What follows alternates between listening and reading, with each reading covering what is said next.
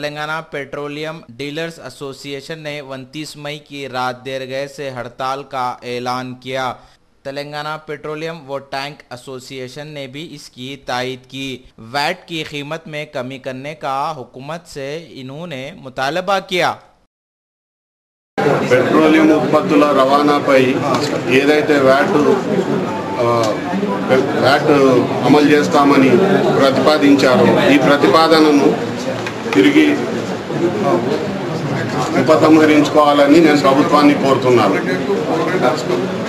Already tank truck యజమానులు చాలా ఆర్థిక భారంతో ప్లస్ అతి తక్కువ కిరాయితో వాళ్ళు ఆపరేట్ చేస్తున్నారు। ఇలాంటి పరిస్థితుల్లో వాళ్ళకు ట్రక్కులు ఆపడము లేదా ఉన్న ట్రక్కులు అమ్ముకొని నిరుద్యోగులుగా మారే తప్ప ఇంకొక ప్రసక్తి లేదు।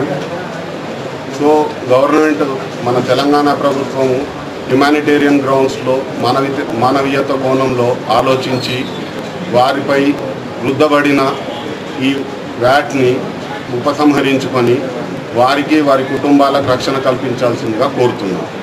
దేని ఎడల వారు ఏదైతే చేస్తున్నారో సమ్మెకు వెళ్తున్నారో ఆ సమ్మెకు మా నైతిక మద్దతు తెలుపుతూ ప్రత్యక్ష కార్యాచరణ 5 జూన్ నుంచి మేము చేపడతాం। ముఖ్యంగా డీలర్లందరూ తమ ట్రాన్స్పోర్ట్ ట్రక్కులు తమ యొక్క ఓన్ ట్రక్కులు 5వ తారీఖు నుంచి పూర్తిగా ఉపసంహరించుకుంటారు।